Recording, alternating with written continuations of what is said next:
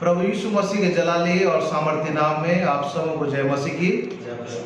आइए प्रियो, हम सभी आदर के साथ अपने स्थानों में खड़े हो जाएंगे। परमेश्वर पिता, परमेश्वर पुत्र और परमेश्वर पवित्र आत्मा के नाम से आज की रविवार की आराधना हम आरंभ करें। आइए हम सब मिलकर आह्वान गीत में सम्मिलित होंगे। सारी दुनिया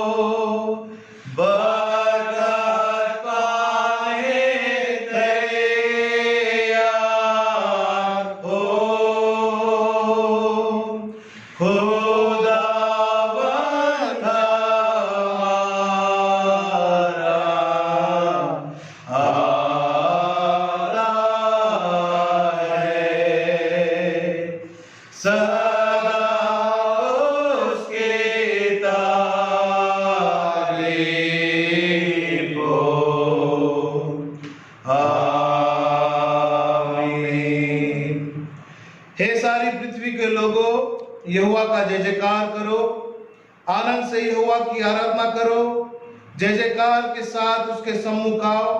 निश्चय जानो कि यहोवा ही परमेश्वर है, उसी ने हमको बनाया और हम उसी के हैं। हम उसकी प्रजा और उसकी चराई की भेड़ें हैं। आइए अपनी आंखों को बंद करें, अपने स्वरों को झुकाएं और प्रभु परमेश्वर से दुआ करें।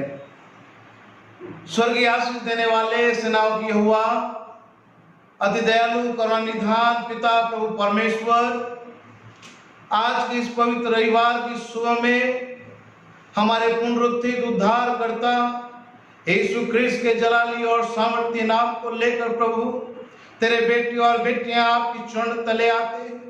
प्रभु आपने हमें आपके पवित्र हैकल में प्रभु परमेश्वर आपकी संगति में रहते हुए खुदा, क्योंकि आप कहते जहां भी 2 या 3 मेरे नाम से एकत्रित होते हैं उस जगह आपकी उपस्थित होती है। जहां पर प्रभु तेरे लोग इकट्ठे होते हैं वहां पर प्रभु परमेश्वर आप अपने दुगने सामर्थ्य से अपने प्रियों को प्रभु परमेश्वर भरते हैं। प्रभु आज की पूरी आराधना में गीतों का गाया जाना, वचन का पढ़ा जाना, मनन और चिंतन किया जाना स्वर्गीय पिता आपकी अगुवाई के द्वारा हो।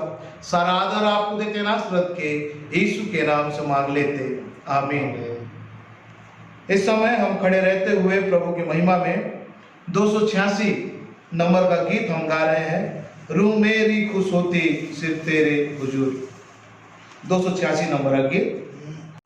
रूह मेरी खुश होती सिर्फ तेरे हुजूर, मुसीबत में तू ही है आस, तू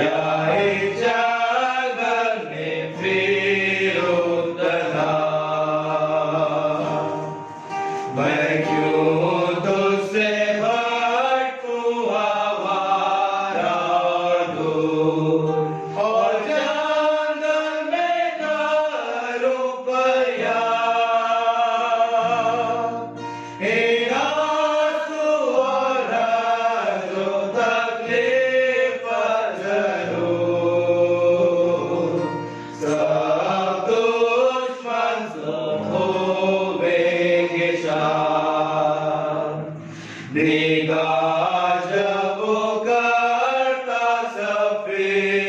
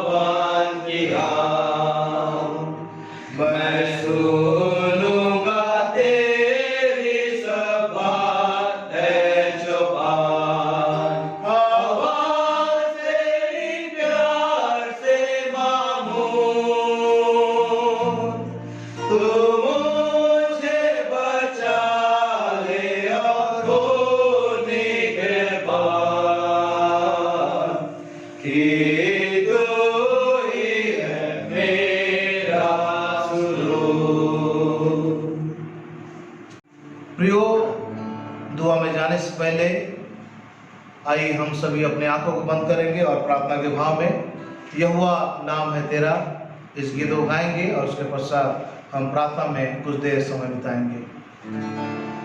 यहोवा नाम है तेरा सबसे ऊंचा रहे, सबसे तू महिमा पाए हो, सबसे तू महिमा पाए। यहोवा नाम है तेरा सबसे ऊंचा रहे, सबसे तू महिमा पाए हो, सबसे तू महिमा पाए। एलिया की प्रार्थना सुनी, अग्नि बरसाया तूने। एलिया की प्रार्थना सुनी, अग्नि बरसाया तूने। हमारे भी प्रार्थना को सुन, तू ही हमारा खुदा है। हमारी भी प्रार्थना को सुन, तू ही हमारा खुदा है। यहोवा नाम है तेरा सबसे ऊंचा रहे,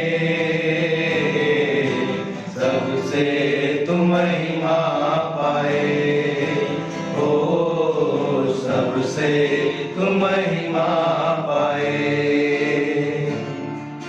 मूसा की प्रार्थना सुनी, मन्ना बरसाया तूने। मूसा की प्रार्थना सुनी, मन्ना बरसाया तूने। हमारे भी प्रार्थना को सुन, तू ही हमारा खुदा है। हमारे भी प्रार्थना को सुन, तू ही हमारा खुदा है। यहोवा नाम है तेरा सबसे ऊंचा रहे, सबसे तू महिमा पाए हो, सबसे तू महिमा पाए। दानियल की प्रार्थना सुनी, सिंहों का मुंह बंद किया। दानियल की प्रार्थना सुनी, सिंहों का मुंह बंद किया। हमारे भी प्रार्थना को सुन, तू ही हमारा खुदा है। हमारे भी प्रार्थना को सुन, तू ही हमारा खुदा है। यहोवा नाम है तेरा सबसे ऊंचा रहे, सबसे तू महिमा पाए हो, सबसे तू महिमा पाए। राजाओं के राजा प्रभु के प्रभु हमसे मोहब्बत करने वाले अति दयालु करुणा निधान पिता प्रभु परमेश्वर अनादिकाल से लेकर अंत काल तक शाश्वत ईश्वर आप भी ठहरे हुए हैं। प्रभु परमेश्वर आज के इस पवित्र रविवार के सुबह में हमारे उद्धार करता यीशु ख्रीस्त के जलाने और सामर्थ्य नाम को लेकर प्रभु तेरी कलीसिया आपकी चुन तले आती है खुदा, आपके जय के झंडे को ऊंचा करती प्रभु। कितने लोग मर गए, मिट गए, लेकिन तो प्रभु परमेश्वर आपने हमें जीवित रखा है कि हम एक अच्छे विश्वासी का जीवन व्यतीत करते हुए आपके स्वर्गीय राज्य का विस्तारीकरण कार्य करने पाए। प्रभु परमेश्वर आपकी अगुवाई में होकर जीवन व्यतीत करने के लिए, आपके आज्ञा का पालन करने के लिए, संपूर्ण मन से प्रभु आपकी उपासना करने के लिए आप अपने पवित्र आत्मा की अगुवाई के द्वारा आप हमारी निगरानी करिए खुदा। प्रभु परमेश्वर, जबकि पूरा संसार कोरोना महामारी के कारण प्रभु परमेश्वर डर के साथ जीवन व्यतीत कर रहा है, लेकिन तो भी प्रभु परमेश्वर आपने हमें प्रभु अपने पनाह, अपने हिफाजत में रखा है। अपने दूतों का बाड़ा हमारे चारों पर लगाया है खुदा, कि हम प्रभु परमेश्वर आपकी महिमा, आपकी इबादत बड़े स्वतंत्रता के साथ हम करने पा रहे हैं खुदा। प्रभु आपकी संगति में प्रभु परमेश्वर जीवन बदलता है। आपकी उपस्थिति में जितने भी आते हैं खुदा, प्रभु हर एक बीमारी दूर हो जाती है। जो आपको पुकारते हैं प्रभु, उनके लिए असंभव काम संभव बदल जाता है। प्रभु आज की इस आराधना में शुरू से लेकर प्रभु अंतिम क्षण तक खुदा आप हमारी मदद करिए। प्रभु हम दुआ मांगते आपके खादिम के लिए, रेवरेंड सेमेन सुना के लिए, जबकि प्रभु आपके जीवित जलाली वचनों को लेकर हमारे बीच में खड़े होते हैं। अपने पवित्र आत्मा के दुगने सामर्थ्य से प्रभु परमेश्वर अपने सेवक को भरिए, ताकि हर एक वचन प्रभु जो आप हमारे मध्य में, हमारे बीच में आप देने जा रहे हैं, वो वचन हमारे जीवन में बहुत आय से कार्य करने वाला हो। प्रभु आपका वचन सत्य है। प्रभु आपके वचन के द्वारा जीवन बदल जाता है। आपने अपने वचनों के द्वारा इस सृष्टि की आपने रचना की, हम आपकी जय जयकार करते हैं खुदा।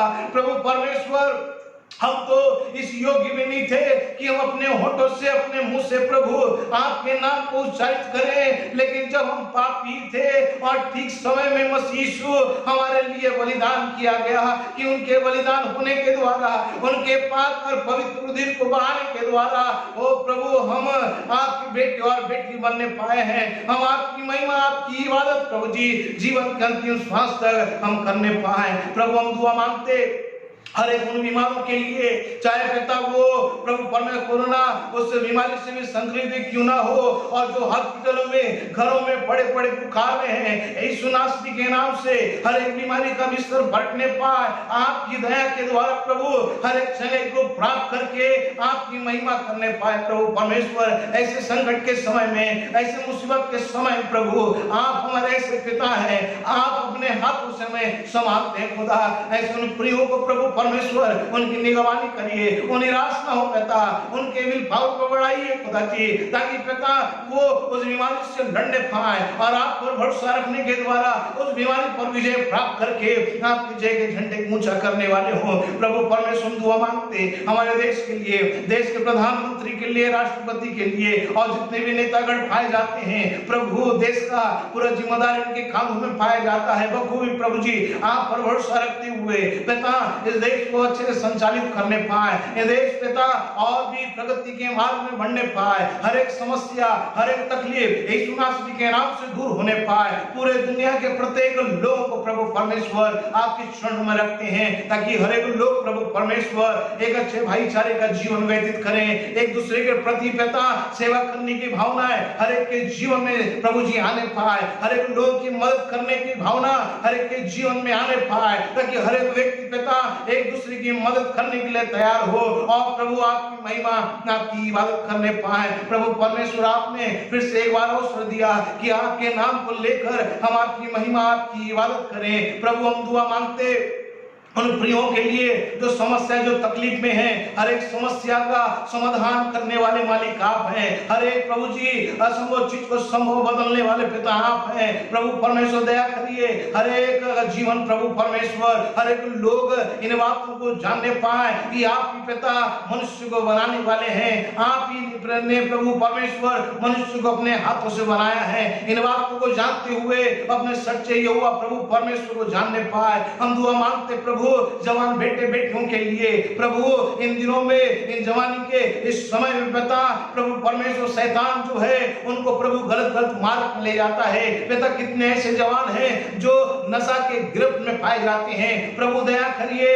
आप उनके बीच में अपने दास और दासियों को भेजिए ताकि खुदा उस नशे की गिरफ्त से निकलने पाए, हर एक शैतानी बंधन से वो आजाद होने पाए। उनके भविष्य को पिता पुत्र पवित्र आत्मा के नाम से हम आशीर्वाद करते हैं। खुदा अपने जवानी के दिनों में अपने सच्चे यहोवा प्रभु परमेश्वर का भय मान के जीवन व्यतीत करने वाले हो प्रभु जी, ऐसी मदद करिए। जितने जवान प्रभु जिनका विवाह नहीं हो पाया है पिता उनको विवाह के बंधन में बांधिए प्रभु। जितने प्रभु जी हाईली क्वालिफाइड हैं और प्रभु उनको अब तक नौकरी नहीं मिल पाया है, उनको एक अच्छा नौकरी प्रदान करिए खुदा, ताकि पिता उनका आनंद पिता उनके जीवन में और बढ़ने पाए। और प्रभु जाने हमारे यहोवा परमेश्वर है जो हमारे जीवन में बड़े बड़े कार्य करता है। पिता हम दुआ मांगते हैं प्रभु परमेश्वर तेरे दास व दासियों के लिए जो आप उम्दा और जलाली और सामर्थ्य वचनों को दुनिया के कोने कोने में ले जाते हैं। पिता आपके सेवक गणों के माध्यम से सुसमाचार का प्रचार प्रभु जी जाति जातियों के बीच में पिता फैलने पाए,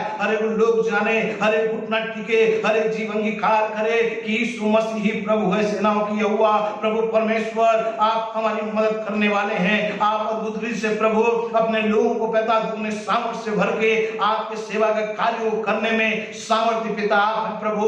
हम दुआ मांगते बेटी प्रेरणा प्रभु जी रानी के लिए, जबकि प्रभु परमेश्वर आपकी दया के द्वारा उसने पिता एमबीबीएस की पढ़ाई को उसने कंप्लीट कर ली है, और जबकि पिता मेडिकल काउंसिल फॉर इंडिया का जो एग्जाम है उसको फेस करना है, जबकि पिता उस एग्जाम को फेस करने के लिए जबकि बेटी पिता अपने यात्रा में है, और प्रभु उसकी यात्रा को मुबारक करिए ताकि खुदा अच्छी रीति से प्रभु परमेश्वर अपने एग्जाम को पिता लिखने पाए और प्रभु उसमें पास होने पाए, और प्रभु आपकी महिमा आपकी इबादत करें, उनके आने जाने में उनकी अगुवाई करिए प्रभु जी। और प्रभु ताकि आपके नाम पर विश्वास करते हुए आपकी महिमा आपकी इबादत करने वाली हो प्रभु जी। हम दुआ मांगते प्रभु आज के पूरी आराधना में शुरू से लेकर अंत तक आप हमारी निगरानी करिए। बहुत से ऐसे हमारे प्रिय कलीसिया के हमारे सदस्य हैं खुदा जो समस्या में है, तकलीफ में है प्रभु परमेश्वर, अपने आप अकेला भी समझ में होंगे प्रभु।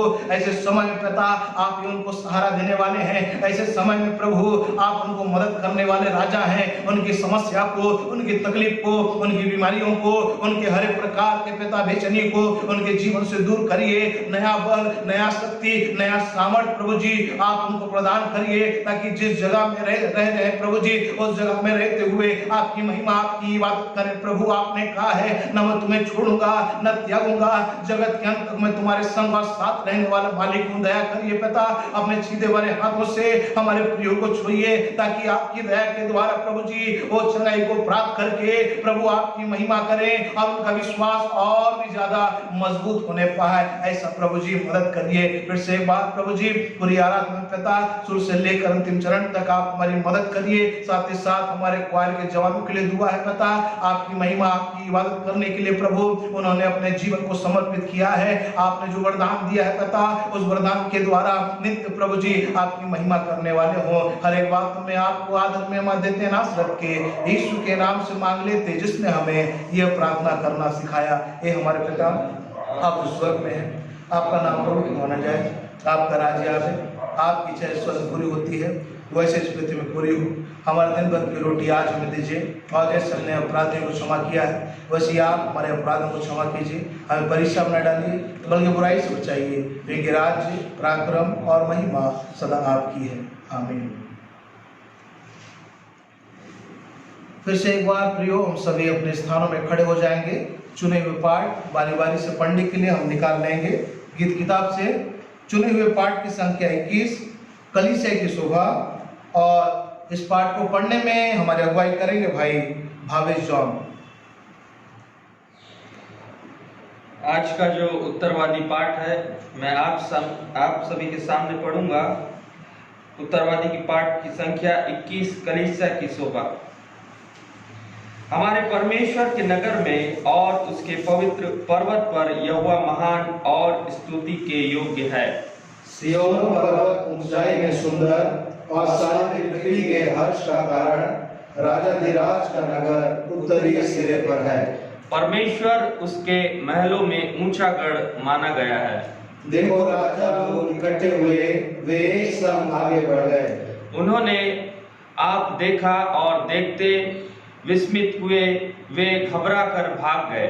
वही कपकपी ने उनको पकड़ा और जन्नेहारी स्त्री की सी पीड़ा उन्हें उठी। तू पुरवाई से तरशीश के जहाजों को तोड़ डालता है। सेनाओं के यहोवा के नगर में, अपने परमेश्वर के नगर में जैसा हमने सुना था वैसा देखा भी है। परमेश्वर उसको सदा दृढ़ रखेगा। हे परमेश्वर, हमने तेरे मंदिर के भीतर तेरी करुणा पर ध्यान किया है।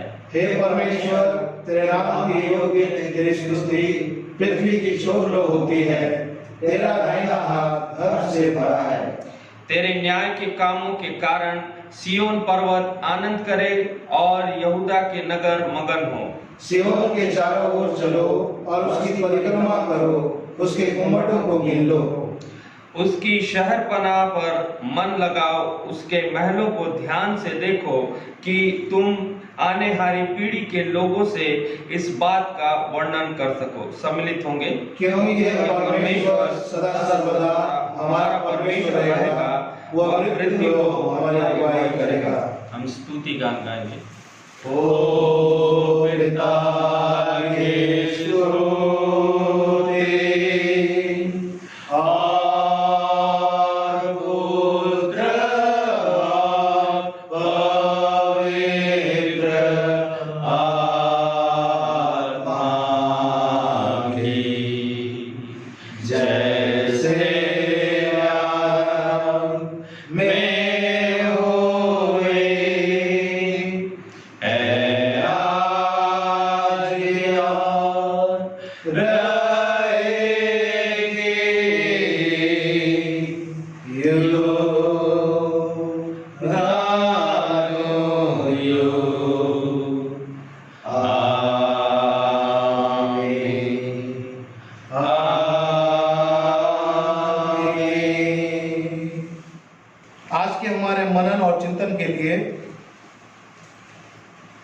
बाइबल में से जो पाठ चुना गया है पुराने नियम से, उत्पत्ति की पुस्तक उसका 50 अध्याय 14 पद से लेकर उसके 21वें पद तक, उत्पत्ति की पुस्तक उसका 50 अध्याय 14वें पद से लेकर 21 पद तक, और भाई राजेंद्र डेनियर पढ़ने में हमारी अगुवाई करेंगे। निकाल लेंगे पुराने नियम में से उत्पत्ति की पुस्तक 50वां अध्याय 14वें पद से लेकर 21वें पद तक। अपने पिता को मिट्टी देकर यूसुफ अपने भाइयों और उन सब समेत जो उसके पिता को मिट्टी देने के लिए उसके संग गए थे, मिस्र में लौट आया। जब यूसुफ के भाइयों ने देखा कि हमारा पिता मर गया है, तब कहने लगे, कदाचित यूसुफ अब हमारे पीछे पड़े और जितनी बुराई हमने उससे की थी सब का पूरा पलटा हमसे ले। इसलिए उन्होंने यूसुफ के पास यह कहला भेजा कि तेरे पिता ने मरने से पहले हमें यह आज्ञा दी थी कि तुम लोग यूसुफ से इस प्रकार कहना कि हम विनती करते हैं कि तू अपने भाइयों के अपराध और पाप को क्षमा कर। हमने तुझसे बुराई तो की थी, पर अब अपने पिता के परमेश्वर के दासों का अपराध क्षमा कर। उनकी ये बातें सुनकर यूसुफ रो पड़ा और उसके भाई आप भी जाकर उसके सामने गिर पड़े और कहा, देख हम तेरे दास हैं। यूसुफ ने उनसे कहा, मत डरो, क्या मैं परमेश्वर की जगह पर हूँ? यद्यपि तुम लोगों ने मेरे लिए बुराई का विचार किया था, परंतु परमेश्वर ने उसी बात में भलाई का विचार किया, जिससे वह ऐसा करे जैसा आज के दिन प्रकट है कि बहुत से लोगों के प्राण बचे हैं। सो अब मत डरो, मैं तुम्हारा और तुम्हारे बाल बच्चों का पालन पोषण करता रहूँगा। इस प्रकार उसने उनको समझा बुझाकर शांति दी। परमेश्वर आज के इस पढ़े हुए वचन पर अपनी आशीष को दे। हम वचन गाएंगे। मुझको सुनाओ फिर मंगल सुसमाचार, संग में उसका दोसा मंगल सुसमाचार।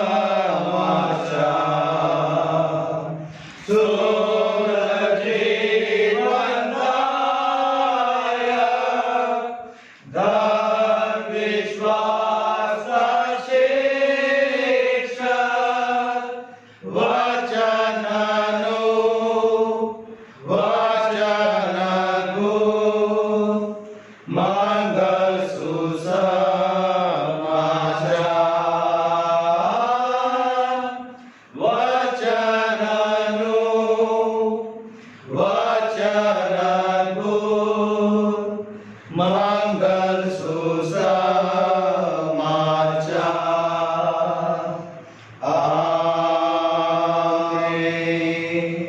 प्रियो, इस समय हम विशेष दुआ करेंगे हमारे प्रियों के लिए जो बीते सप्ताह रात जिनका विवाह की वर्षगांठ है, जन्म दिवस है, और जितने हमारे प्रिय जो समस्या, तकलीफ, बीमारियों से नजात पाए, और साथ ही साथ जो बीमार हैं उनके लिए हम विशेष दुआ करेंगे।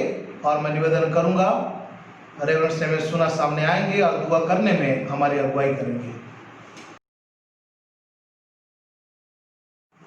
आइए हम सब अपने सिरों को झुकाएं परमेश्वर पिता के सम्मुख और प्रार्थना करें।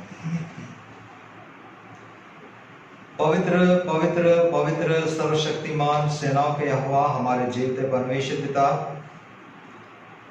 हे हमारे सृजनहार, हमारे पालनहार, हमारे तारणहार खुदावन, हम अपने मुक्तिदाता, अपने त्राणकर्ता जीवित प्रभु यीशु मसीह के श्रेष्ठ और सामर्थी नाम में, जिन्होंने कहा कि आकाश और पृथ्वी टल जाएंगे लेकिन मेरी बातें बिना पूरा हुए नहीं टलेंगी, उन्हीं के पवित्र और सामर्थी नाम में हम आपके पवित्र अनुग्रह के सिंहासन के सम्मुख अपने पापी सिरों को आदर के साथ झुकाते हैं और आपको धन्यवाद देते हैं ईश्वर पिता की एक और अवसर आपने हमारे जीवन में दिया कि हम सब सामूहिक रीति से आपके पवित्र चरणों पर अपने सिरों को झुकाएं। परमेश्वर पिता, अपने अपने घरों से अपने उन तमाम प्रिय सदस्यगणों को स्मरण करें, उनके लिए प्रार्थना करें जिनके जीवन में आपने अपने बड़े अनुग्रह को प्रकट किया है, आपने अपनी स्वर्गीय आशीषों को प्रकट किया है, और उन तमाम लोगों को भी हम आपके पवित्र कदमों पर रखें, चरणों पर रखें, जो इस समय में बीमारी की अवस्था में है, तकलीफ में है, परेशानी में है, चिंता में है, और उनके लिए आपसे गिड़गिड़ाएं। परमेश्वर पिता, आप प्रार्थनाओं को सुनने वाले प्रभु हैं। न सिर्फ आप प्रार्थनाओं को सुनते हैं किंतु आप उसका उत्तर भी हमारी अच्छाई और हमारी भलाई के लिए देते हैं, और इसलिए हमें हिया होता है कि हम आपके पास आएं और आपके पवित्र चरणों पर अपने निवेदनों को, अपनी प्रार्थनाओं को, अपनी विनतियों को धन्यवाद के साथ प्रस्तुत करें। परमेश्वर पिता, इससे पहले कि हम अपने प्रार्थना आपके सम्मुख रखें, हम अपने हर एक पाप और अपराध के लिए आपसे क्षमा याचना करते हैं। खुदावंद परमेश्वर पिता, आप माफ करने वाले प्रभु हैं, दया करने वाले प्रभु हैं। आपका वचन कहता है कि परमेश्वर जो दया का धनी है, हाँ परमेश्वर पिता, आप दया के धनी प्रभु हैं, आप अनुग्रहकारी और दयावंत हैं, आप करुणामयी परमेश्वर हैं। आपका वचन कहता है कि आपकी करुणा सदा की है, विलंब से कोप करने वाले हैं और प्रार्थनाओं को सुनकर उसको ग्रहण करते हैं। खुदावंद ईश्वर पिता, हमारी प्रार्थना इस समय में हमारे उन तमाम लोगों के लिए है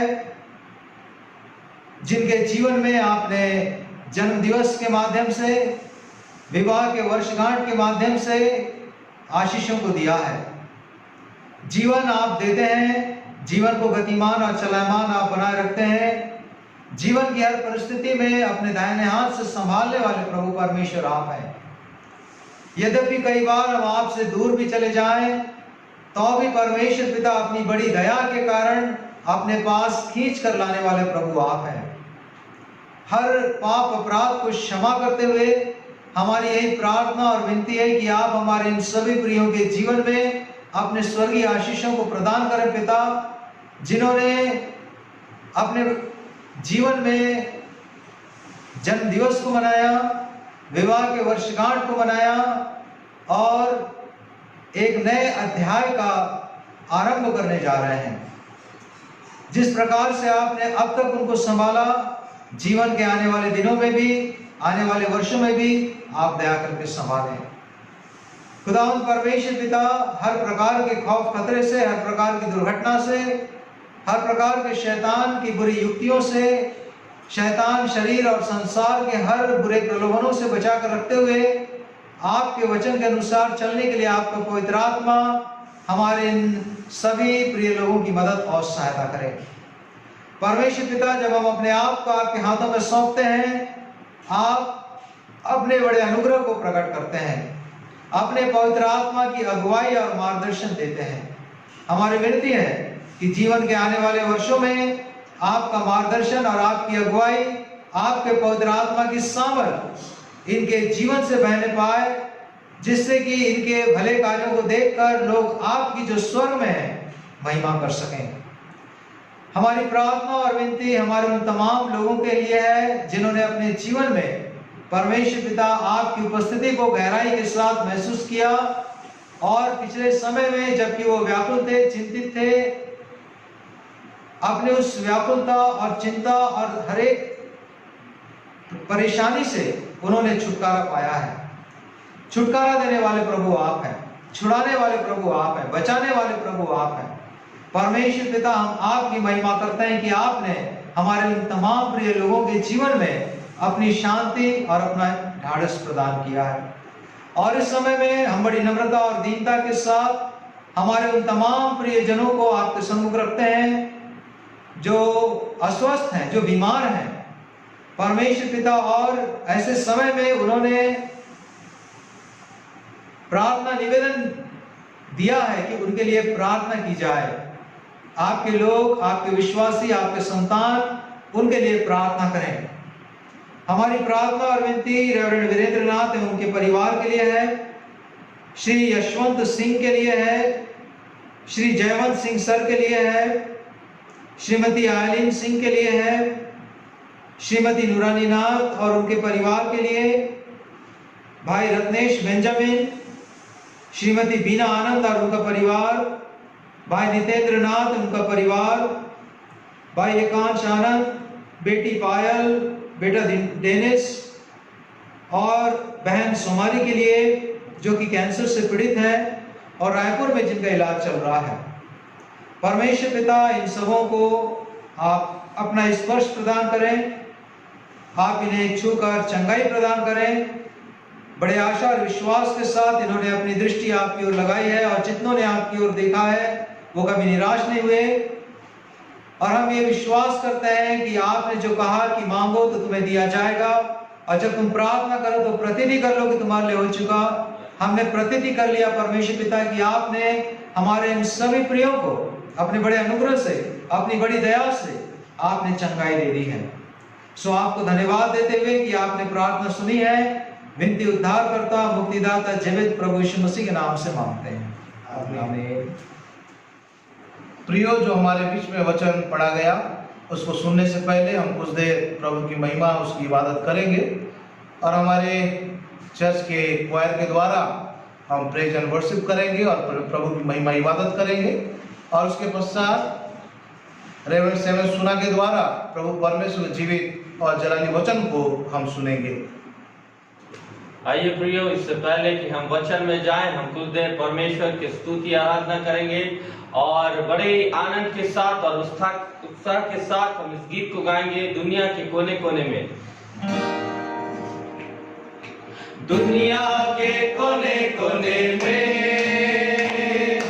गूंज रहा यीशु का नाम, दुनिया के कोने कोने में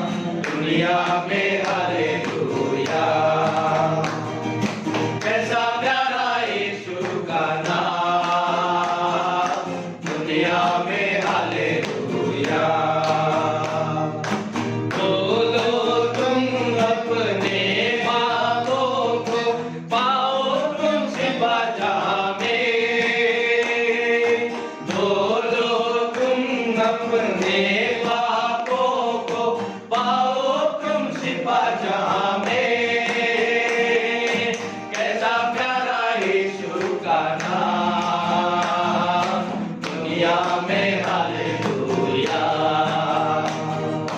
कैसा प्यारा यीशु का नाम, दुनिया में हालेलुया। आकाश के नीचे लोगों के बीच में कोई दूसरा नाम नहीं है। आकाश के नीचे लोगों के बीच में कोई दूसरा नाम नहीं है। कैसा प्यारा यीशु का नाम, दुनिया में हालेलुया।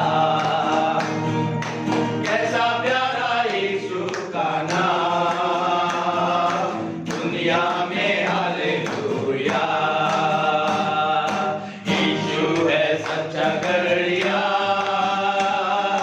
उसके हम बेड़े हैं।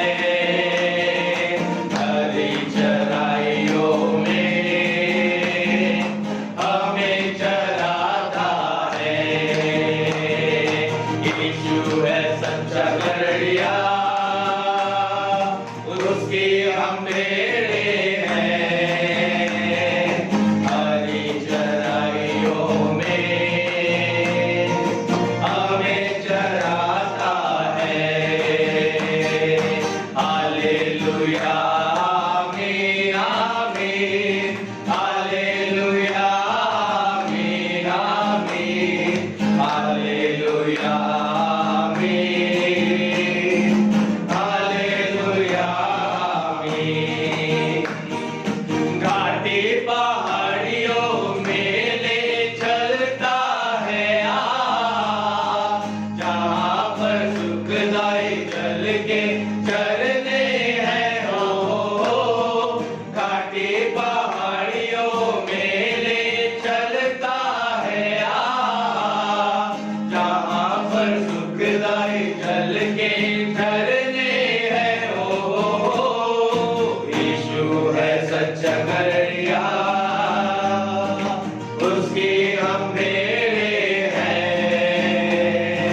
हरी चराइयों में हमें चराता है।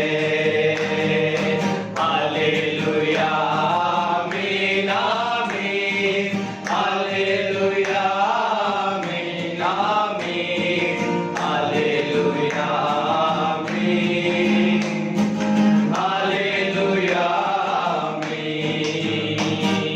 मार्गों में मेरे रक्षा वो करता है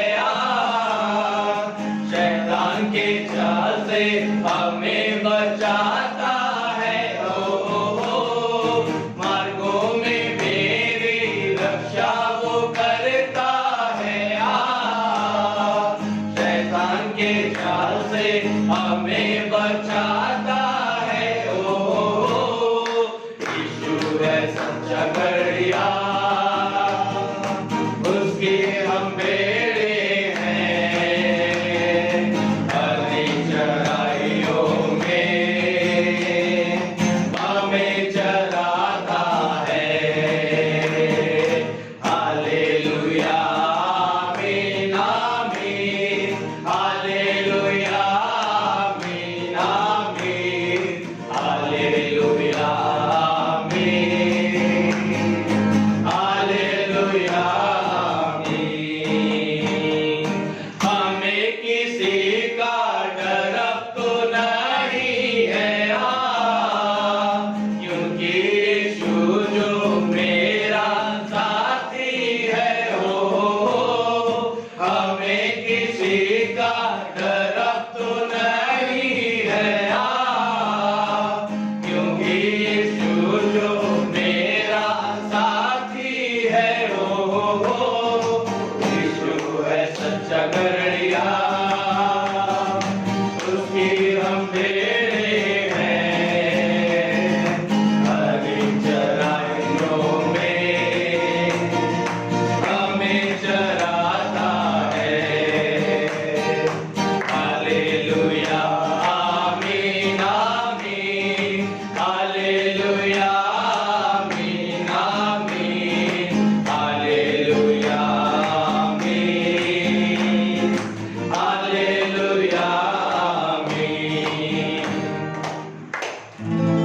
प्रिय प्रियो, हम सभी अपने आंखों को बंद करेंगे और परमेश्वर पिता की हुजूरी में जाएंगे, उसके चरणों के निकट में जाएंगे और परमेश्वर पिता का धन्यवाद देंगे कि उसने हमें सप्ताह भर बचा कर रखा तमाम दुख तकलीफ मुसीबत से जो हमारे ऊपर आ सकती थी, मगर हमारा परमेश्वर हमारी निरंतर रक्षा करते रहता है और वह हमें अपने पंखों तले आड़ में छिपाए रखता है। मेरे प्रियो, हमें सुबह और शाम उसका नाम लेने का, उसका नाम जपने की जरूरत है। हम इस गीत को गाएंगे, सुबह हो या शाम लेना प्रभु का नाम। इस गीत को गाकर हम प्रभु की आराधना करेंगे। सुबह हो या शाम लेना प्रभु का नाम, कहते जाना तुम यीशु यीशु नाम। सुबह हो या शाम लेना प्रभु का नाम, कहते जाना तुम यीशु यीशु नाम।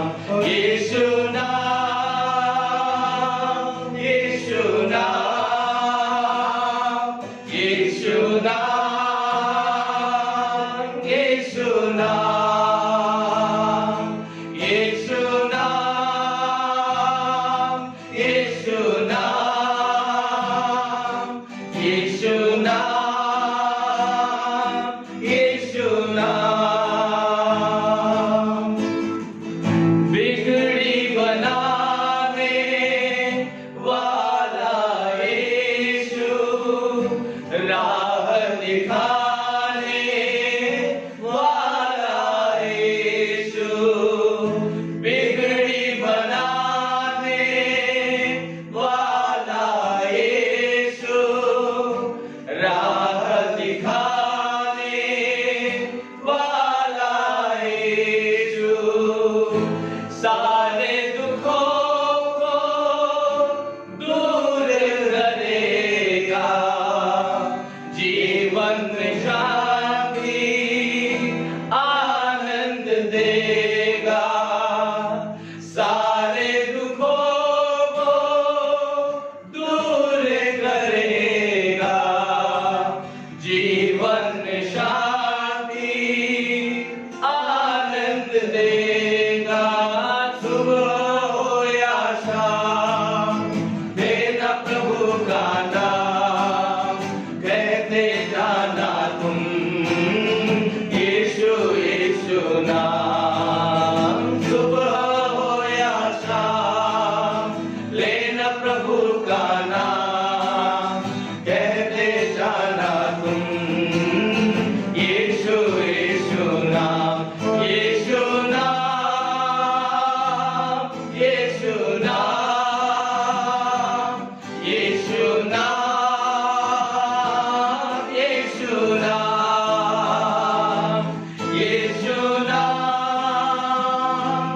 यीशु नाम, यीशु नाम, यीशु नाम।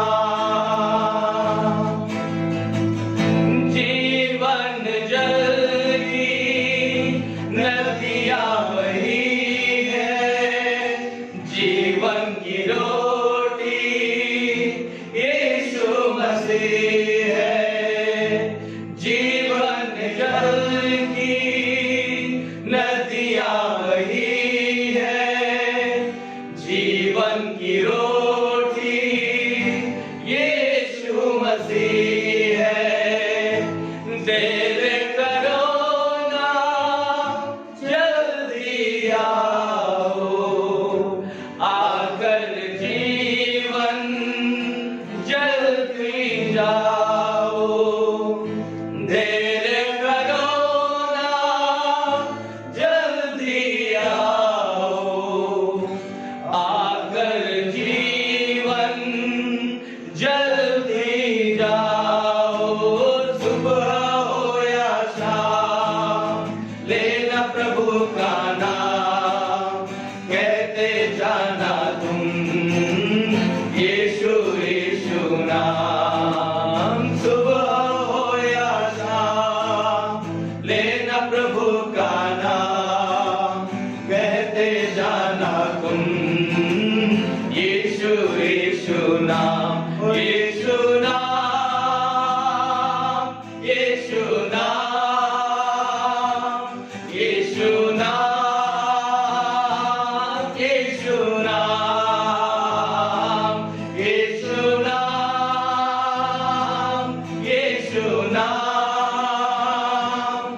यीशु नाम, यीशु नाम। हाँ पिता परमेश्वर, हम आपका नाम सुबह और शाम लेना चाहते खुदावन। प्रभु जी आप हमारी सहायता करिए खुदावन परमेश्वर। प्रभु जी हम तो इस योग्य नहीं थे खुदावन, लेकिन आपने हमें उस योग्य बनाया, उस दलदल की कीच से निकाल कर उस चट्टान पर खड़ा कर दिया प्रभु जी। पिता परमेश्वर हम तो कुछ नहीं थे प्रभु जी, लेकिन आपने हमें चुना खुदावन। प्रभु जी इस बात के लिए हम धन्यवाद देते पिता परमेश्वर। प्रभु जी आपने पिता परमेश्वर हमें ऐसी जगह पर रखा है खुदावन कि हम स्वतंत्र रूप से पिता परमेश्वर आपकी आराधना, आपकी स्तुति, आपके वचन का प्रचार प्रभु जी कर सकते हैं खुदावन परमेश्वर। प्रभु जी हम इस बात का धन्यवाद देते खुदावन।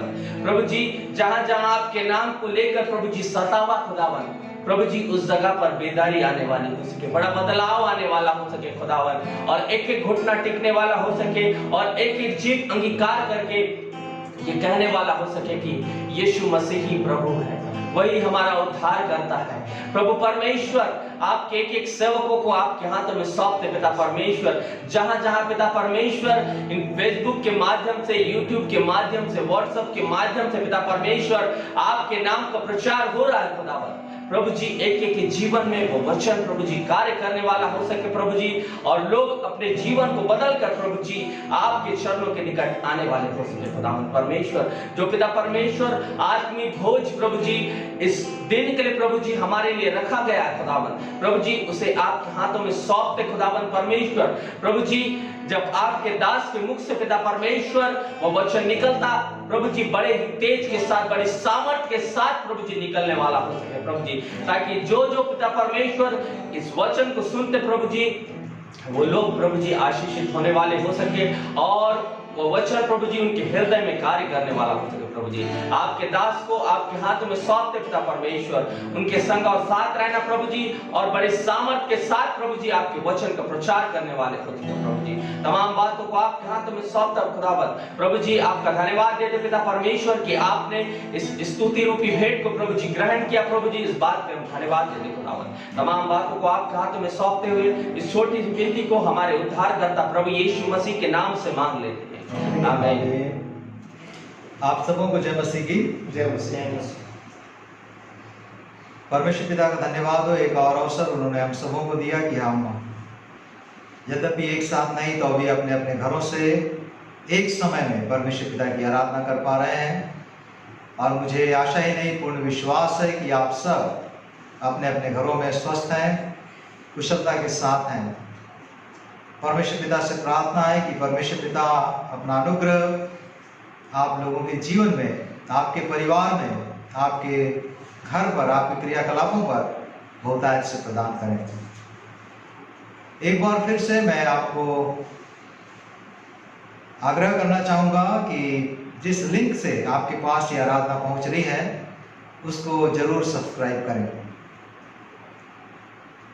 जब हम पिछले दिनों में चेक कर रहे थे कि कितने लोगों ने सब्सक्राइब किया हमारी कलीसिया से, तो आप खुश हो सकते हैं कि हम 200 पहुंच रहे हैं। अभी हमको 1000 सब्सक्राइबर्स की आवश्यकता है और अभी हम 200 पहुंच रहे हैं। सो आप सबों से निवेदन है, प्रार्थना है कि अपने परिचितों को, अपने मित्रगणों को अवश्य ही सब्सक्राइब करने के लिए आप उत्साहित करें, ताकि हम अपने पवित्र आराधना का सीधा प्रसारण लाइव इसको हम आप तक पहुंचा सकें और हम सब परमेश्वर पिता की आशीषों को बांटेंगे। ये प्रभु का बड़ा अनुग्रह है। आप जब हम नवजात शिशु थे, आपको याद दिलाना चाहूँगा कि जब हम नवजात शिशु थे तब हम बहुत असहाय थे। हमको एक स्थान से दूसरे स्थान तक गोदी में लेके जाया जाता था,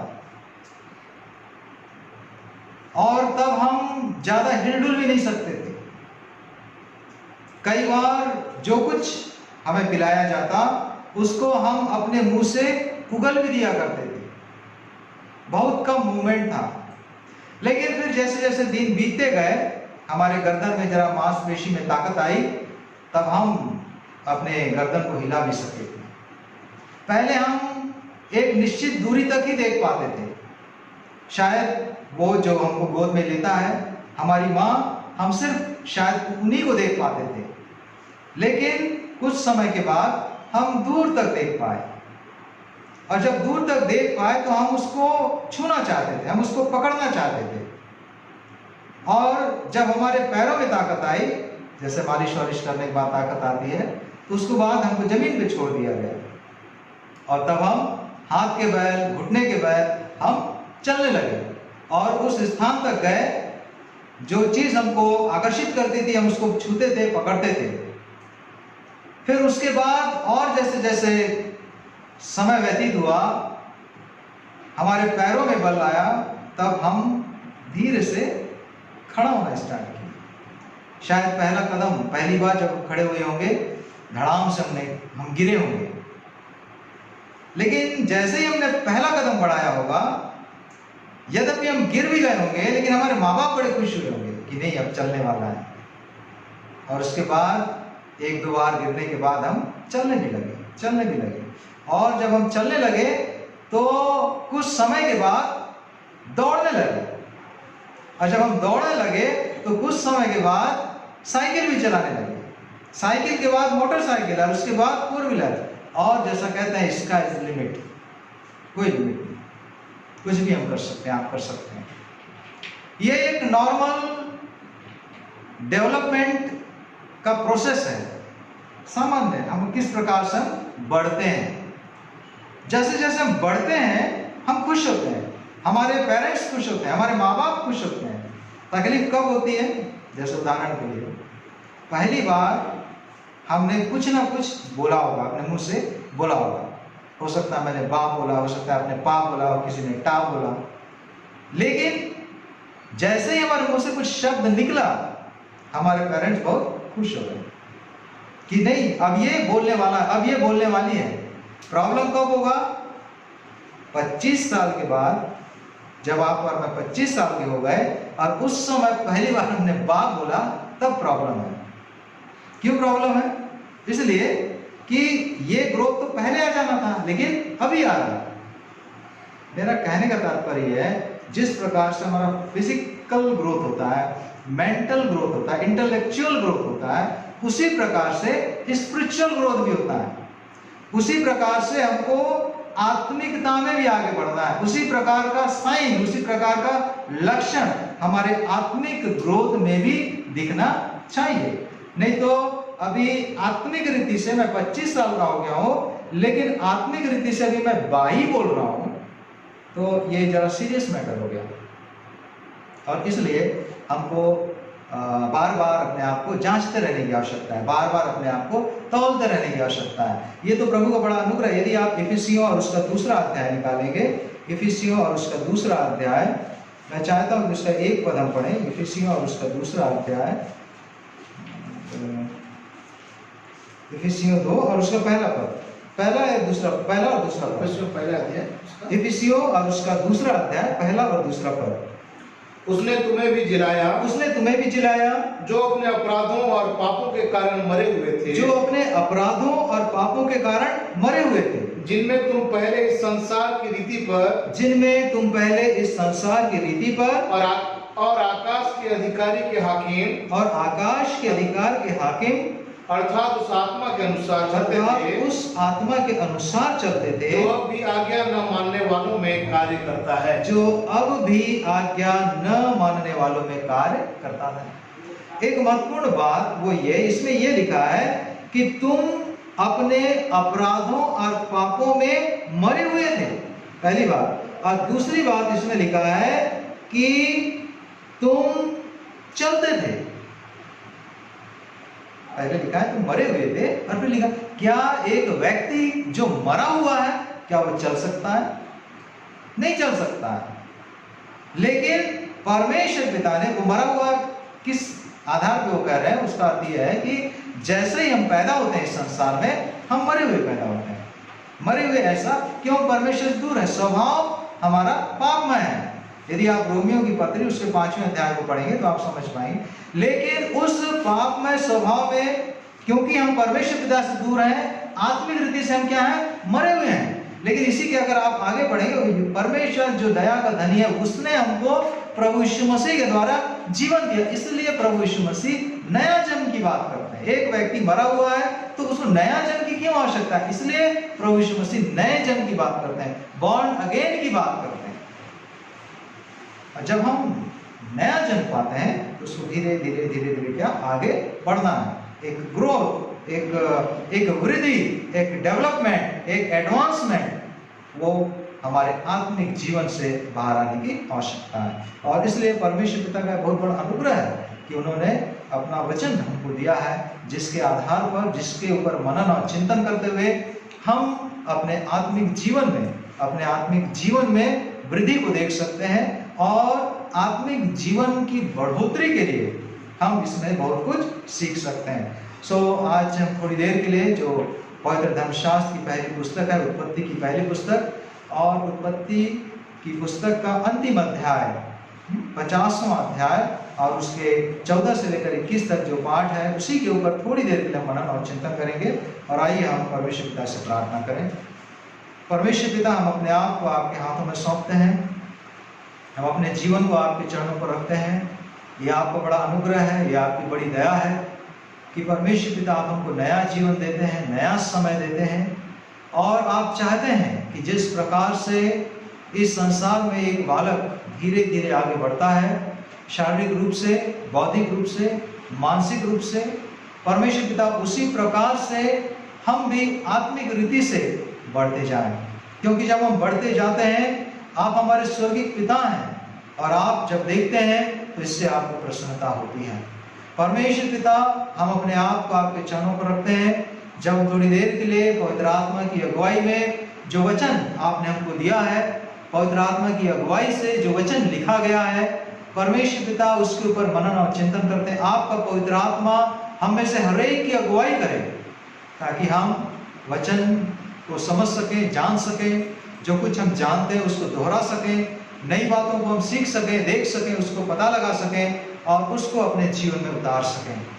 परमेश्वर पिता, हमारे पापों को, अपराधों को, हमारी कमी कमजोरी को दया करके क्षमा करें प्रभु जी। और जितने इस लिंक के माध्यम से परमेश्वर पिता आराधना में शामिल है, आप सबों को, उनके परिवारों को बड़ी आशीष दें। विनती प्रभु यीशु मसीह के नाम से मांगते हैं, आमीन। पवित्र धर्मशास्त्र में जो पाठ पढ़ा गया, वो उसमें हम एक महत्वपूर्ण चरित्र के बारे में पढ़ते हैं, और ये चरित्र यूसुफ नाम के व्यक्ति का है।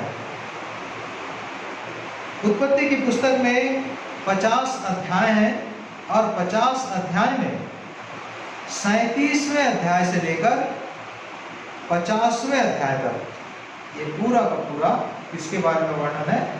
यूसुफ के बारे में वर्णन है। कहने का तात्पर्य है कि उत्पत्ति की पुस्तक का 1/4 पूरा का पूरा यूसुफ के बारे में, इस व्यक्ति विशेष के बारे में ये बता के मैं ये बताना चाहता हूँ कि यूसुफ का वर्णन कितना महत्वपूर्ण है। हम जानना चाहते हैं कि सृष्टि की उत्पत्ति कैसे हुई, कोई भी चीज शुरू कैसे हुई, कोई भी चीज बनाया कैसे गया। उत्पत्ति में सिर्फ यदि आप उत्पत्ति और उसका पहला अध्याय निकालेंगे, सिर्फ मैं सोचता हूँ 10 एक शब्द इसमें। आदि में परमेश्वर ने आकाश और पृथ्वी की सृष्टि की। उत्पत्ति का पहला अध्याय, पहला पद, इतने ही में ये बता दिया गया कि पूरी सृष्टि की रचना कैसे हुई। बहुत ज्यादा समय, बहुत ज्यादा स्थान नहीं दिए गए सब बताने के लिए, और इसके जो पर्टिकुलर्स है उसको पूरा करने के लिए उत्पत्ति पहला अध्याय, उत्पत्ति दूसरा अध्याय, बस 2 अध्याय में पूरी सृष्टि का उद्गम समाप्त हो गया, इतनी बड़ी सृष्टि का। लेकिन इस व्यक्ति के लिए इतना लंबा जगह, इतनी लंबी जगह, माने 37वें अध्याय से लेकर 50वें अध्याय तक इतना लंबा उसको स्थान पवित्र धर्मशास्त्र में दिया गया है, जितना किसी को भी नहीं दिया गया। और यूसुफ का वृत्तांत इसलिए भी महत्वपूर्ण है क्योंकि इसमें परमेश्वर पिता की दूरदर्शिता या प्रोविडेंस का प्रमाण है। वो ये बताता है कि आपके साथ कितना भी बुरा क्यों ना हो, आपके साथ कितना भी गलत क्यों ना हो, आपसे कितना ही बुरा बर्ताव क्यों ना किया गया हो, आपको कितना ही गलत क्यों ना समझा गया हो, आप अच्छे से रह सकते हैं। यूसुफ का वृत्तांत इस बात को चित्रित करता है। जब हम 50वें अध्याय में आते हैं तो पाएंगे कि याकूब यूसुफ का पिता है। हम बचपन से यूसुफ के बारे में सुनते हैं, इसलिए बहुत ज़्यादा डिटेल में उसके बारे में हम लोग नहीं जाएंगे अभी, बस हल्का हल्का बताऊंगा तो उसको आपको याद आता जाएगा। याकूब यूसुफ का पिता है, उसकी मृत्यु हो चुकी है, उसका जो फ्यूनरल है, उसका जो बरियल है वो कनान में हो गया, और कनान में हो जाने के बाद जैसे दुख घर में हम जाते हैं और उसके बाद सब जैसे बरियल वगैरह हो जाता है तो सब अपने अपने घर लौट जाते हैं, तो ये लोग भी मिस्र में वापस आ जाते हैं। इसमें 14वें पद में आप पढ़ेंगे तो पाएंगे कि अपने पिता को मिट्टी देकर यूसुफ अपने भाइयों और उन सब समय जो उसके पिता को मिट्टी देने के लिए उसके संग गए थे, कहाँ गए थे? कनान देश में गए थे। वहां से ये वापस मिस्र में आ गए हैं जहां पर यूसुफ प्रधानमंत्री है। और हम पाते हैं उसके आगे से कि यूसुफ के भाई सहमे हुए हैं। 15वें पद से अगर हम आगे पढ़ेंगे तो लिखा वहां पे, जब यूसुफ के भाइयों ने देखा कि हमारा पिता मर गया है, तब कहने लगे कदाचित यूसुफ अब हमारे पीछे पड़े और जितनी बुराई हमने उससे की थी सबका पूरा पलटा हमसे ले। अब वापस आने के बाद ये लोग बहुत डरे हुए हैं, ये लोग बहुत सहमे हुए हैं। डर का इनके सामने का कारण भी है, और विशेष रूप से दो कारण यहाँ पर दिए गए हैं। एक तो ये कि कदाचित यूसुफ अब हमारे पीछे पड़े, मतलब वो ये सोच रहे हैं कि अब यूसुफ के मन में जो इब्रानी भाषा में हमारे पीछे पड़ने के लिए जो शब्द दिया गया है उसका अर्थ है बुराई, उसका अर्थ है घृणा। हो सकता है कि यूसुफ के मन में हमारे प्रति घृणा रही शुरू से, मतलब यदि आप 37वें अध्याय से 50वें पद तक आएंगे तो उसके बीच में 40 वर्ष का अंतर है। 40 वर्ष समाप्त हो गए। 40 वर्ष तक यूसुफ अपने मन में हमारे प्रति घृणा को पाल रहा होगा, क्योंकि उसके साथ हमने गलत किया है। हमको मालूम है कि हमने उसके संग क्या गलत किया है, इसलिए 40 साल तक वो घृणा उसके मन में बनी है, और अब पूरा कसर वो निकालने वाला है। कभी कभी ऐसा होता है ना, कभी कभी हम किसी के बारे में कुछ कड़वाहट मन में रहती है तो उसको हम लोग धीरे धीरे उसको पालते रहते हैं, उसको अपने मन में रखे रहते हैं, उसको रखे रहते हैं। कभी तो मौका आएगा उसके बाद में उसको देखूंगा। तो उन लोग को एक डर है कि नहीं, अब यूसुफ वो घृणा उसके जीवन में यूसुफ पाल रहा होगा एक टाइम। और दूसरा क्यों डर रहे हैं? वो इसलिए डर रहे हैं क्योंकि यूसुफ के पास वो ताकत है कि पलटा ले, क्योंकि यूसुफ वहां पर प्रधानमंत्री है। अब दूसरे शब्दों में हम कह सकते हैं कि दोषी होने की भावना से वो लोग ग्रसित हैं, और उस दोष भावना के कारण वे लोग सामान्य नहीं हो पा रहे हैं। गिल्टी कॉन्शियस है उनमें, और इसी कारण वो सामान्य नहीं हो पा रहे हैं। क्यों? क्योंकि वो जान रहे हैं कि उन लोगों ने गलत किया है, और इस गिल्ट कॉन्शियस को लेकर वो एक स्थान से दूसरे स्थान आना जाना कर रहे हैं। और जब तक ये गिल्ट कॉन्शियस व्यक्ति के अंदर रहता है वो सामान्य नहीं रह सकता है, वो सामान्य रीति से जीवन नहीं व्यतीत कर सकता, क्योंकि ये उसके जीवन में एक बर्डन है और वो इससे भाग भी नहीं सकता। इसलिए नहीं भाग सकता क्योंकि उस पर दोष लगाने वाला कोई बाहर का व्यक्ति नहीं है, लेकिन वो स्वयं है, उसका अंतर्मन है जो उसको दोषी ठहराता है। वो जानता है कि नहीं, मैं गलत हूं। यदि आप वचन संहिता 38 और उसका 4था पद,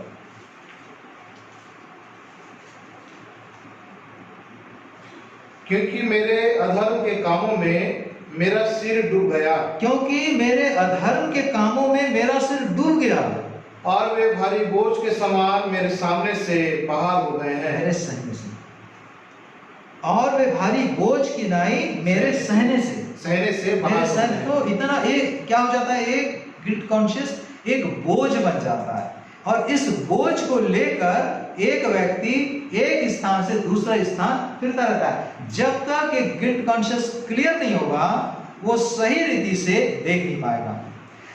क्योंकि जब कोई चीज को व्यक्ति देखता है तो पहले अपना गिल्ट कॉन्शियस उसको फिल्टर करता है, उसके बाद देखता है। वो कोई कार्य को होता हुआ देखता है तो उस कार्य को भी वो अपने गिल्ट कॉन्शियस उसके बीच में आ रहा, रियलिटी नहीं देख पाएगा वो, बल्कि उससे होता हुआ उसको देखना पड़ता है। इसी कारण वो कभी भी सही तह तक नहीं पहुंच पाता। और वही यहाँ पर यूसुफ के भाइयों के साथ हो रहा था। उन लोग डरे हुए हैं, उन लोग सहमे हुए हैं। और जब ऐसा होता है तो हम फिर क्या है, एक झूठी कहानी भी रच सकते हैं। अपराध हम दोषी हैं, हम जानते हैं, और उसको छिपाने के लिए अब यहाँ पे देखिए उन लोग लिख रहे हैं, उन लोग ऐसा कर रहे हैं। इसलिए उन्होंने यूसुफ के पास एक कहला भेजा कि तेरे पिता ने मरने के पहले हमको ये आज्ञा दी थी। अब उसके ऊपर एक और आवरण चढ़ाया जा रहा है, छोटी फैब्रिकेशन। पहले तो उन लोग का फियर है, और उसके बाद एक उन लोग वो कर रहे हैं कि पापा ने ऐसा बोला कि तुम लोग यूसुफ से इस प्रकार कहना कि हम विनती करते हैं कि तू अपने भाइयों के अपराध और पाप को क्षमा कर। हमने तुझसे बुराई तो की थी, पर अब अपने पिता के परमेश्वर के दासों का अपराध क्षमा कर। परमेश्वर के दासों का अपराध, परमेश्वर के दासों को मतलब नहीं मारना है, ऐसा टाइप का एक कनोटेशन जाना चाहिए, एक मैसेज जाना चाहिए कि अपराध क्षमा कर। इसी से पहले अगर आप देखेंगे 49वां अध्याय, तो 49वें अध्याय में आप पाएंगे कि याकूब अपने मृत्यु शैया पर है और सब पुत्रों को, अपने सब पुत्रों को बुला रहे हैं। सब पुत्र उसके आसपास खड़े हैं, चारों ओर खड़े हैं, और एक एक बेटे को नाम ले लेकर बुला रहा है, उसकी कमी को बता रहा है, उसकी गलती को बता रहा है, उसको आशीष दे रहा है, आशीर्वाद दे रहा है। इतना इंपॉर्टेंट मैटर है कि वो यूसुफ को ये, उससे पहले अगर हम याकूब को देखें तो याकूब को अपने बेटों का बैकग्राउंड में मालूम है कि इन लोग बड़ा झूठ बोल देते हैं। मेरा बेटा मरा भी नहीं था और मेरे को आके बोल दिया मर गया। तो वो ये इंपॉर्टेंट मैटर, इतना इंपॉर्टेंट मैटर कि तुम मेरे बेटे से कुछ मत बोलना, ऐसा ऐसा जो अभी इन लोग बोल रहे हैं, तो इसको तो याकूब मैं सोचता हूँ फेस टू फेस बोले होते। अगर उनको यही बोलना था तो वो यूसुफ से याकूब इस बात को कि तू अपने भाइयों का अपराध क्षमा कर, उसको फेस टू फेस बोला होता। मैं सोचता हूं कि उन्होंने नहीं बोला, वो झूठ बोल रहे थे कि नहीं पापा ने ऐसा ऐसा बोला है, आपको ऐसा ऐसा करके। डरे हुए हैं, सहमे हुए हैं, और वो उसके ऊपर एक झूठ का एक आवरण भी लगा रहे हैं। कभी कभी क्या हो जाता है कि हम भी अपने झूठ को छिपाने के लिए, हम एक अपने डर को छिपाने के लिए, वो डर भी इसलिए कि हम स्वयं गलत हैं, हम एक आवरण और चढ़ा देते हैं। ये यूसुफ के पुत्रों के व्यक्तित्व को बताता है, ये उनके पर्सनालिटी को बताता है। लेकिन हम यूसुफ को देखें, यूसुफ उनकी ये बातें सुनकर यूसुफ रो पड़ा। मैं जैसे ये पढ़ता हूं तो मुझको उसका पहला रोना याद आ जाता है। ऐसा लगता है यूसुफ बहुत रोने वाला था, बार बार जैसे उसको अच्छा नहीं लगा, वो रोया। और उसके भाई आप भी जाकर उसके सामने गिर पड़े। उसके बाद उसके पहले ये खुद नहीं गए यूसुफ के पास, डायरेक्टली नहीं गए। स्टार्टिंग में जब वहां पे ऐसा लिखा है, इसलिए उन्होंने यूसुफ के पास ये कह, इतने डरे हुए हैं कि डायरेक्टली नहीं जा रहे हैं, पहले किसी को भेजे जाके जरा ऐसा ऐसा बोलो, उसके बाद ये गए। क्यों डरे, क्यों ऐसा कर रहे हैं उन लोग? क्योंकि उन लोग डरे हुए हैं। क्यों डरे हुए हैं? क्योंकि उन लोगों ने गलती की। और उसके बाद हम देखते हैं कि वो गिर पड़े और कहा कि हम तेरे दास हैं। यूसुफ उसको रो पड़ा। यूसुफ ने उनसे कहा मत डरो, क्या मैं परमेश्वर की जगह हूँ। ये एक महत्वपूर्ण पॉइंट जिसके ऊपर मैं आना चाहता हूँ, ये कि यूसुफ कह रहा है कि मत डरो, क्या मैं परमेश्वर की जगह हूँ। Am I in God's place, क्या मैं परमेश्वर की जगह हूँ। कई बार ऐसा होता है अपने जीवन में मैं परमेश्वर की जगह ले लेता हूँ। मैं जो चाहता हूँ मैं वही करना चाहता हूँ। अगर ऐसा जब हो जाता है तब एक व्यक्ति के साथ जिसके संग बहुत गलत हो गया, बहुत बुरा हो गया, वो कभी भी उसके भीतर से प्रेम नहीं उपज सकता, प्रेम नहीं निकल सकता। अगर मैं परमेश्वर की जगह अपने आप को मैं समझने लगूं तो वहाँ लिखा है कि मैं परमेश्वर की जगह पर हूँ। यद्यपि तुम लोगों ने मेरे लिए बुराई का विचार किया था, परंतु परमेश्वर ने उसी बात में भलाई का विचार किया। तुम लोगों ने चाहा था कि मेरा बुरा हो जाए, लेकिन उसी बात में परमेश्वर ने क्या कर दिया, मेरे लिए भलाई निकाल दिया। यदि आप रोमियो के पत्र उसका 8वां अध्याय निकाले, रोमियो और 8 और उसका 8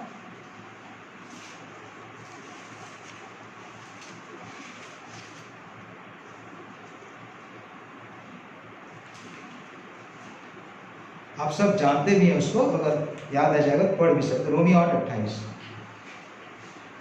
हम जानते हैं कि जो लोग परमेश्वर से प्रेम रखते हैं उनके लिए सब बातें मिलकर भलाई को उत्पन्न करती है। धन्यवाद। हम जानते हैं कि जो लोग परमेश्वर से प्रेम रखते हैं उनके लिए सब बातें मिलकर भलाई को उत्पन्न करती हैं, अर्थात उन्हीं के लिए जो उसकी इच्छा के अनुसार बुलाए हुए हैं। सब बातें मिलकर, जो लोग परमेश्वर पिता से प्रेम रखते हैं, जो लोग स्वयं को स्वयं समझ रहे हैं, परमेश्वर को परमेश्वर समझ रहे हैं, परमेश्वर को जो आदर मिलना चाहिए, परमेश्वर को जो सम्मान मिलना चाहिए वो दे रहे हैं, उनके लिए सब बातें, ऐसा नहीं लिखा है कि कुछ बात मिलकर या कभी कभी मामला, सब बात मिलकर। उसको याद है, यूसुफ को मालूम है कि उसको गड्ढे में डाल दिया गया, वो बात भी भलाई उत्पन्न करेगी। उसको बेच दिया गया, वो बात भी भलाई उत्पन्न करेगी। उसको पोतीफर की वाइफ उसके ऊपर झूठा इल्जाम लगाएगी, वो बात भी भलाई उत्पन्न करेगी। वो जेल में डाला जाएगा, वो बात भी भलाई उत्पन्न करेगी। 2 लोग हैं जो उसके संग हैं, उसमें वो लोग, उसमें से एक जो बच जाएगा वो उसको भूल जाएगा, वो भी भलाई को उत्पन्न करेगी। वो स्वप्न का अर्थ बताएगा, वो भी भलाई को उत्पन्न करेगी। और अंततः वो परमेश्वर पिता की भलाई को देख पाता है। और वो मिस्र में जो सबसे शक्तिशाली व्यक्ति है, फिरौन के बाद, वहां के शासक के बाद, वो उस स्थान को वो पहुंचता है।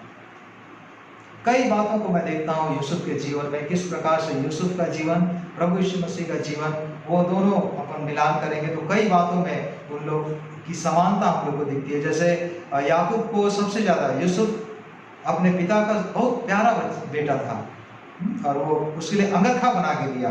तो उसी प्रकार से जब प्रभु यीशु मसीह बपतिस्मा लेके बाहर आते हैं तो वहां से एक आवाज आती है कि ये मेरा प्रिय पुत्र है। वो भी अपने बेटा का, वो भी अपने बाप का बहुत ही प्रिय पुत्र है। जिस प्रकार से यूसुफ को भाइयों की घृणा का सामना करना पड़ा और वो उसको बहुत ही नीची नजर से देखते थे, उसी प्रकार से प्रभु यीशु मसीह को भी कई बार जो सदुकी हैं, फरीसी हैं, जो उस समय के धार्मिक अगुए हैं, उनकी घृणा का शिकार होना पड़ा। जिस प्रकार से यूसुफ को बेचा गया चांदी के 20 सिक्कों में, उसी प्रकार से यीशु मसीह को भी यहूदा ने कितने सिक्कों में बेच दिया? चांदी के 30 सिक्कों में, लेकिन बेचा।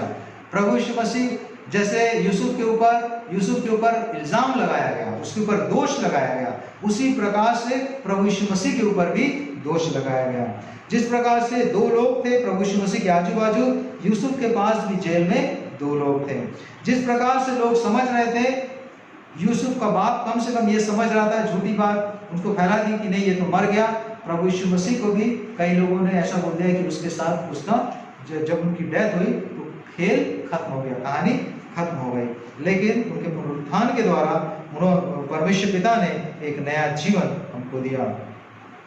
और जिस प्रकार से यूसुफ को सब चीजों का, खाने की वस्तुओं का चार्ज दे दिया गया कि नहीं आप सबके खाने के लिए, शारीरिक भोजन के लिए आपको निजाम मिले, उसी प्रकार से प्रभु यीशु मसीह को हमारे आत्मिक भोजन के लिए, हमारे स्पिरिचुअल नरिशमेंट के लिए, स्पिरिचुअल अपलिफ्टमेंट के लिए, एडवांसमेंट के लिए परमेश्वर पिता ने दिया है। और इसलिए प्रभु यीशु मसीह क्या कहते हैं?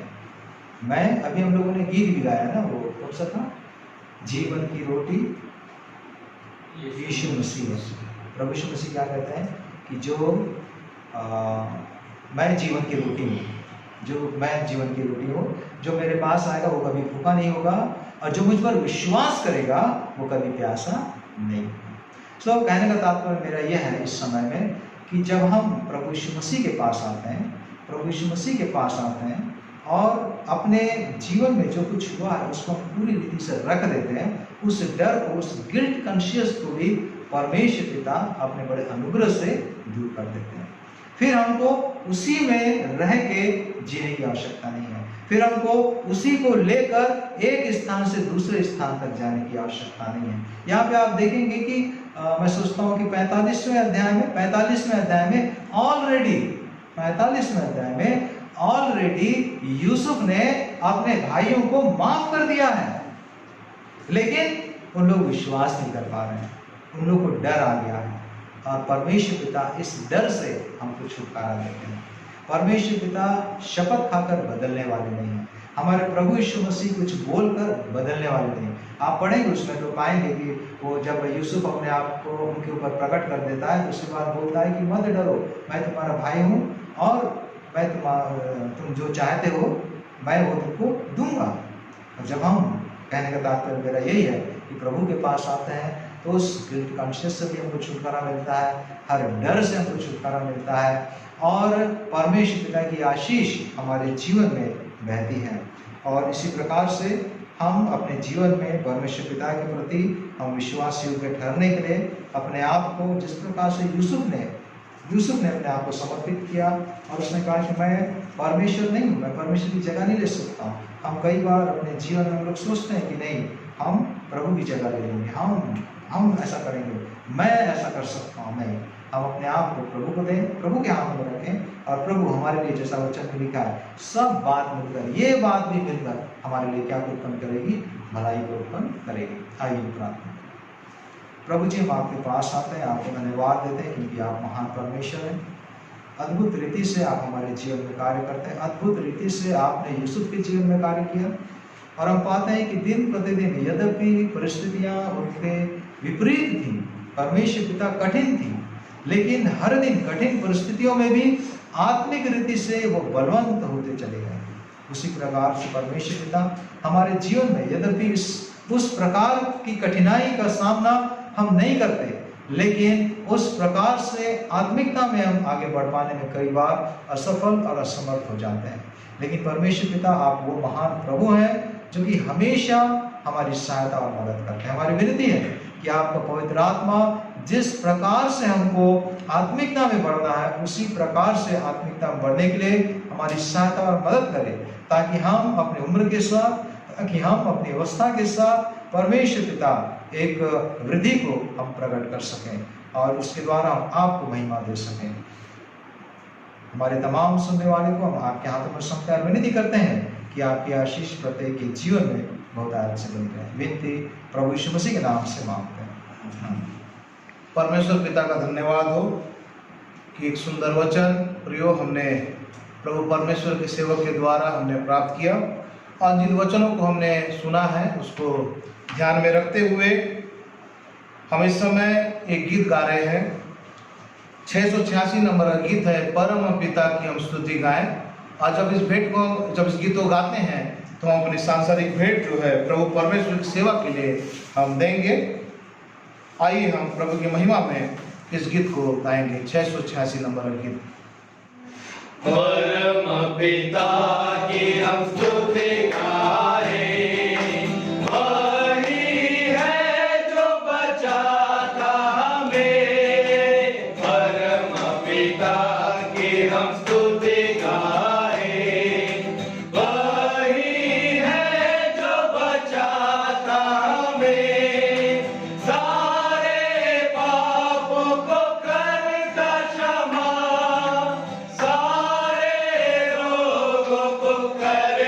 चंगा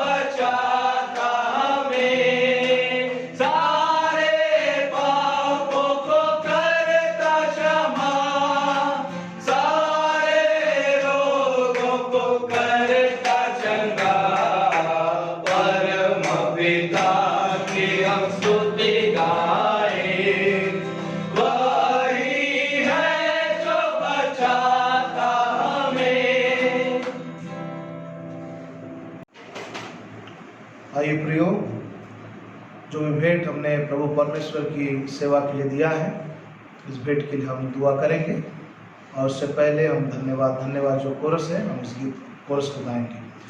धन्यवाद धन्यवाद धन्यवाद, सारी आशीषों के सोते धन्यवाद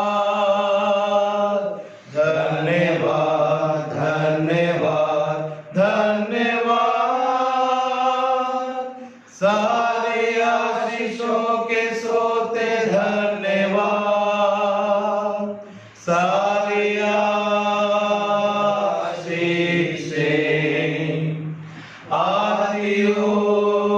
ऊपर से, सारी आशीषें आती ऊपर से। हालेलुया, धन्यवाद धन्यवाद धन्यवाद, सारी आशीषों के स्रोते धन्यवाद। धन्यवाद धन्यवाद धन्यवाद हमारे स्वर्गीय पिता प्रभु परमेश्वर, हमसे मोहब्बत करने वाले मालिक, आज की इस पवित्र आराधना में शुरू से लेकर अंत तक प्रभु आपने हमारी मदद की। गीत गाने में प्रभु परमेश्वर आपके वचन को सुनने के लिए प्रभु परमेश्वर आपने हमें तैयार किया, और आपके अभिषेक के माध्यम से प्रभु जिन वचनों को आपने हमें बताया है, सिखाया है, उन वचनों को प्रभु हम जीवन के अंतिम श्वास तक प्रभु स्मरण रखें। जो वचन हम सुनते हैं पिता, उसके अनुसार हम अपने जीवन को व्यतीत करने वाले हों। प्रभु परमेश्वर आपकी दया है जिसके द्वारा हम आपकी महिमा, आपकी इबादत करने पाते हैं। प्रभु आपका धर्म है दाहिना हाथ हमारे घर में, हमारे कलीसिया, हमारे देश में, हमारे शहर में पाए जाते कि पिता हम आनंद और खुशी के साथ आपके करुणा को, आपके उपकारों को अपने जीवन में स्मरण करते हुए सदा पिता हम आनंदित बने रहते हैं। ये आपकी दया अद्भुत हृदय से हमारे जीवन पे हम आपकी महिमा करते हैं।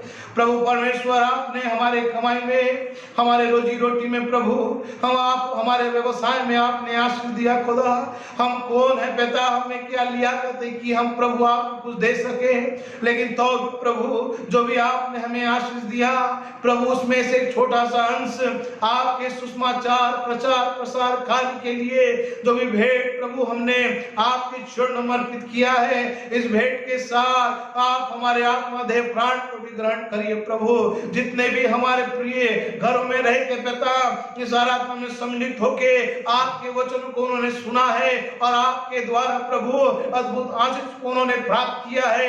नित्य प्रभु परमेश्वर जो करुणा जो हमारे जीवन से ज्यादा महत्व है, वो करुणा आपकी कलीसिया आपकी लोगों के जीवन में सदा बना हुआ रहे। खुदा जी फिर से एक बार प्रभु परमेश्वर हम आने वाले पवित्र आराधना के लिए प्रभु फिर से एक बार हम अपने आप को तैयार करें और आत्मा सच्चाई के साथ प्रभु परमेश्वर आपको स्मरण करके हमारे कार्य करने वाले फिर से एक बार प्रभु जी इस भेंट को और हम अपने पूरे जीवन को प्रभु आपके चरणों में अर्पित करते हैं। सारा आदर आपको देते हैं नासरत के यीशु के नाम से मांग लेते हैं, आमीन।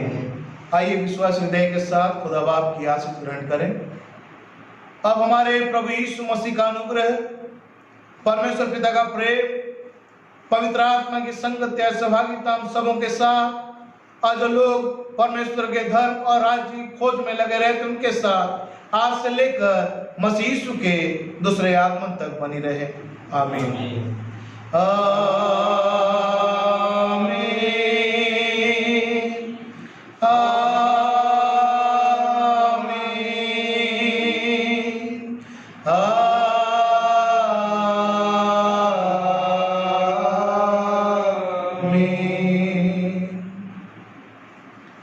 आप सभी को जय मसीह की। प्रभु आप सबों को बहुत से आशीष दें। आप समस्त कलीसिया के सदस्यों से निवेदन है कि हमारे चर्च के इस चैनल को अवश्य ही सब्सक्राइब करें ताकि बहुत ही जल्द कलीसिया की आराधनाएं हम ऑनलाइन यूट्यूब के माध्यम से चला सकें। धन्यवाद। प्रभु आप सभी को आशीष देवे।